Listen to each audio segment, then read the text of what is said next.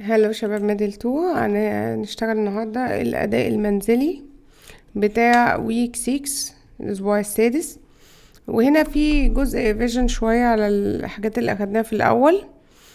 حاول تستفيد منها، هتنفعك جامد يعني. تعمل ريفايز كده على الحاجات اللي أخدناها. عندنا هنا أول سؤال بيقولي ايه؟ عندي ريكتانجل وعندي بارالوجرام، واحنا عارفين الريكتانجل والبارالوجرام بيكونوا equal in area لو كان عندنا حاجتين. ايه هما الشرطين دول؟ يكونوا between two parallel lines، يعني اهم فعلا اهم في two parallel lines اهو ده وده، ويكون عندهم common base. اللي هي مين common base؟ BA. ليه؟ عشان طالع منها البارالوجرام ده اهو،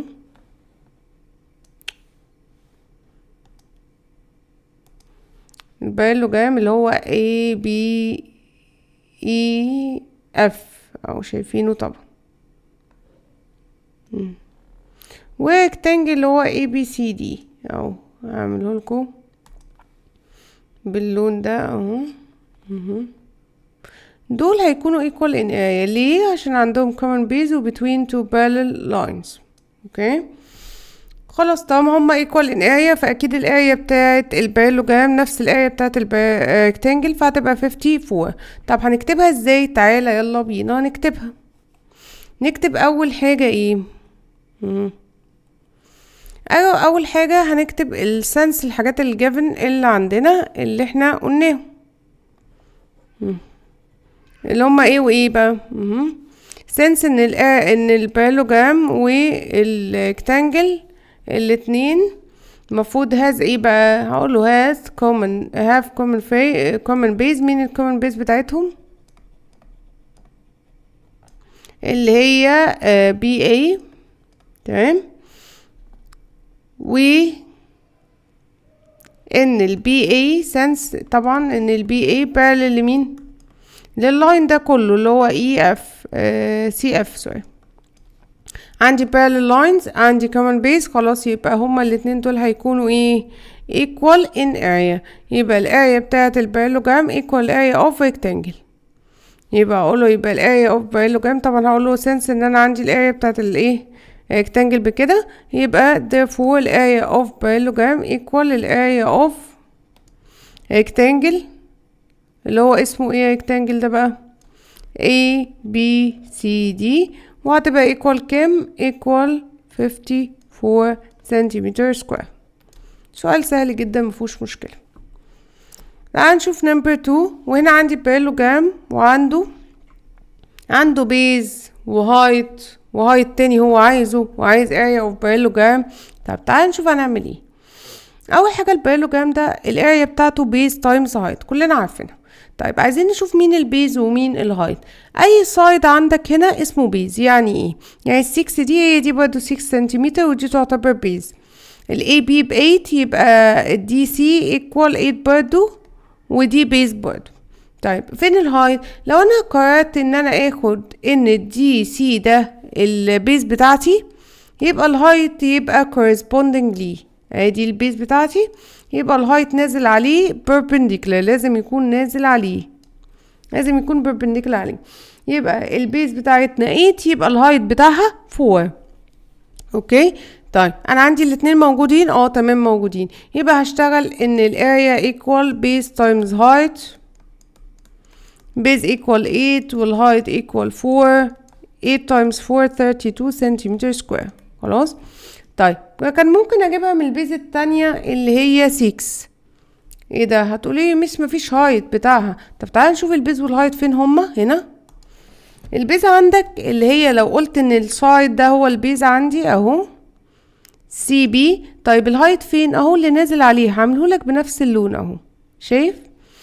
يبقى البيز دي الهايت ده بتاعها. ما الهايت unknown مش موجود، يبقى تمام انا جبتهم من الموجودين. طيب الهايت ده اعرف اجيبه ازاي بقى؟ ما هو عايز الاي اي ده الهايت. طب ما انا عندي الاريا، ممكن تعملها ماجيك تراينجل كده. عارفين الماجيك تراينجل؟ اكيد كنتوا واخدينه في الساينس وعارفينه. اللي هو كان بيبقى ايه بقى؟ احفظها بالطريقه دي سهله جدا. اريا وهنا بيز تايمز ايه؟ هايت. لو انت عايز تجيب الهايت بتخبي الهايت كده، هيتبقى لك ايه؟ هيتبقى لك الاريا اوفر بيز. طب هو اي بيز يا ميس ناخد اي بيز وخلاص؟ لا، لازم تاخد البيز اللي انت نازل الهايت نازل عليه. يبقى الاريا ثابته مش هتتغير، وهنعمل البيز اللي هي مين؟ اللي هي 6، واعمل 32 ديفايد 6 هيطلع لي الهايت بتاع البيز دي. تمام، يا رب تكونوا استوعبتوها، بقت سهله عليكم. هيطلع ديسمال عادي مفيش مشاكل، هتطلع 16/3 اللي هي 5.3 سنتيمتر.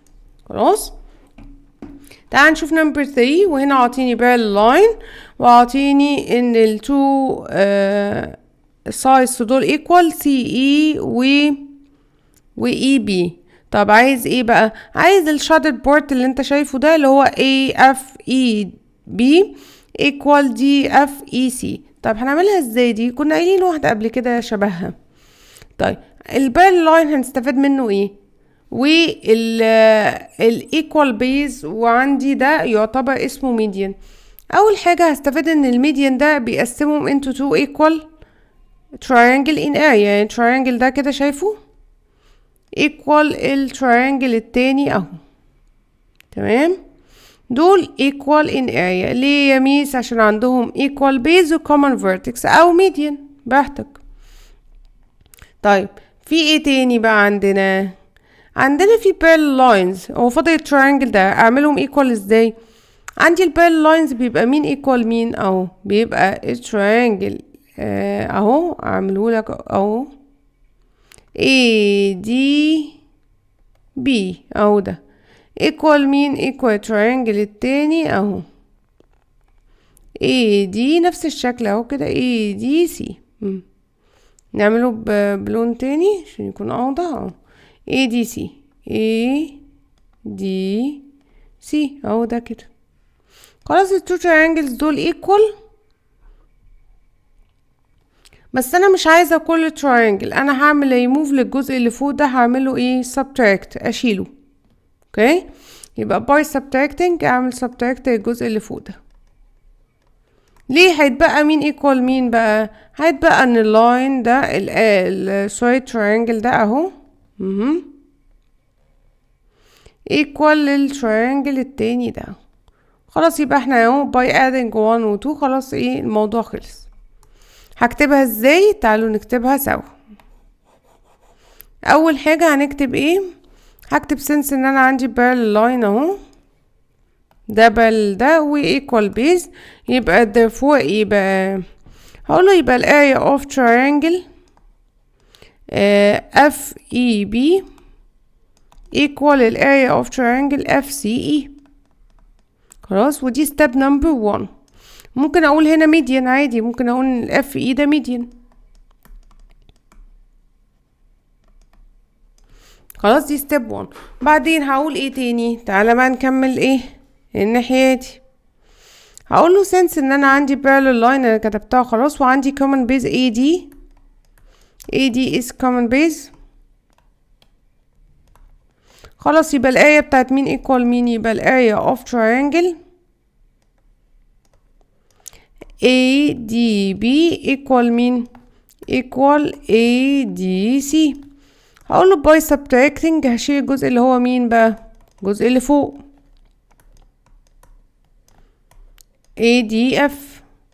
هيتبقى لك ايه؟ يبقى therefore هكمل هنا اهو، يبقى therefore بعد ما اقول كده نخليها تحتيها احسن عشان ما تلخبطوش اهو. therefore ان ال area of triangle A اللي هو ده وده عشان تبقى معايا AFB equal ال area بتاعت مين؟ DFC. ودي step number 2. واقول له by adding 1 and 2 يبقى الاريا بتاعت الفيجر كله قد الفيجر كله. تمام. طيب تعالى نخش على السؤال اللي بعده. find the area of square whose diagonal، وعطيك الدياجونال ب 10. فانت عارف الاريا بتاعت square half times diagonal باور 2، مش احنا عارفينها كده؟ يبقى half times 10 باور 2 اللي هي 50 سنتيمتر سكوير. half ال 100 ب 50. بعدين عطينا find the area of trapezium وعطيك parallel bases وعطيك height، فانت عارف rule equal base 1 plus base 2 over 2 times the height. دي الاريا بتاعتنا. يبقى هعمل 10 plus 12 over 2 times الهايت عندك بايه؟ ب 6. هيطلع كل دي 66 سنتيمتر سكوير. طيب يلا بينا نمبر 6. عطينا الاريا اوف rhombus، عاوز الاريا اوف rhombus سوري، وعطينا البيريمتر. اول ما تشوف البيريمتر اعمل divided 4 عشان تجيب السايد على طول. يبقى 40 divided 4 equal 10 سنتيمتر. طيب اجيب الاريا ازاي؟ ما احنا عارفين الاريا سايد تايمز هايت، قلناها كتير. يبقى 10 times 7 equal 70 سنتيمتر سكوير. اوكي، تعال نخش بقى شوية الجبر كده. بيقولي find the solution set، ودي جاهزة اهي equal 0 تمام. هبدأ اعمل factorize على طول، bracket و bracket. هعمل x and x. ال 12 دي 8 times 8 دينا 12، عندي 3 times 4، عندي 1 times 12، عندي 2 times 6. انا عايزة حاجتين الديفرنس بتاعهم ب 1. مين؟ اكيد ال 3 وال 4. يبقى 4 times 3 bigger take the sign of the middle يبقى positive، وهنا الopposite بتاعها negative. كل ده equal مين؟ 0. هعمل line وما ده ب0 وما ده ب0. هقول x plus 4 equal 0 يعني x equal negative 4. نفس الكلام هنا x minus 3 equal 0 وديها الناحية التانية تبقى x equal 3. وهكتب السوليوشن سيت بتاعي مين ومين؟ 3 و negative 4. اوكي، تعالى نخش على اللي بعديها. اللي بعديها مش جاهزة، هضطر اجهزها.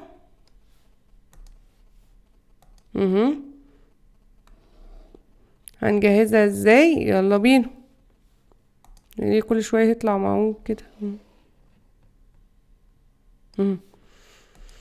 هودي ال 5 دي الناحية التانية بالنيجاتيف، فهتبقى 2x باور 2 plus 3x minus 5 equal 0. اوكي، وعايزة اعمل لها بقى ايه؟ factorize. يبقى 2x باور 2 plus 3x minus ال 5. هنعمل لها ازاي factorize؟ تعالى نشوف مع بعض. بعمل باكت وباكت، كل ده طبعا equal 0، وهنا x وهنا x. ببدأ اشوف ال 5 دي هتبقى 5 times ايه؟ 5 times 1 صح؟ ملهاش حاجة تانية. ليها حاجة تانية؟ لا. طيب ببدأ اجرب ال 2 دي، ممكن تبقى هنا مثلا 2 times 1، وابدأ اشوف المينز والاكستريمز.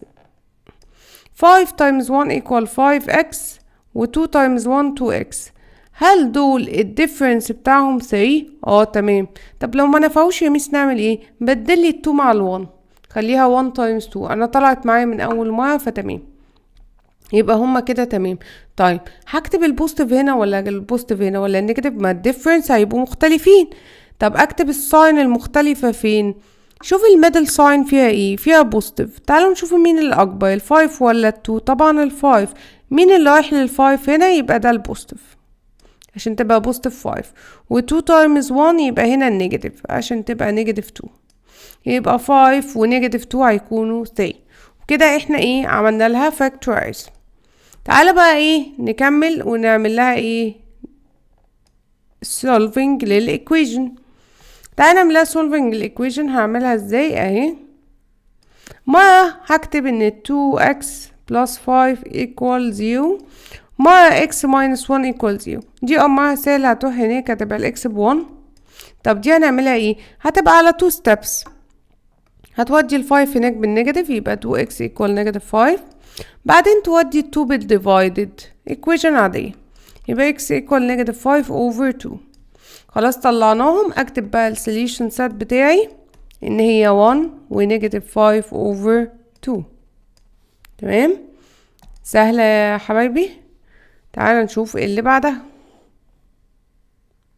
دي خلاص كده نمبر 2. ادي دي 7 سوري، ودي نمبر 8. دي 7 ودي نمبر 8 اهي.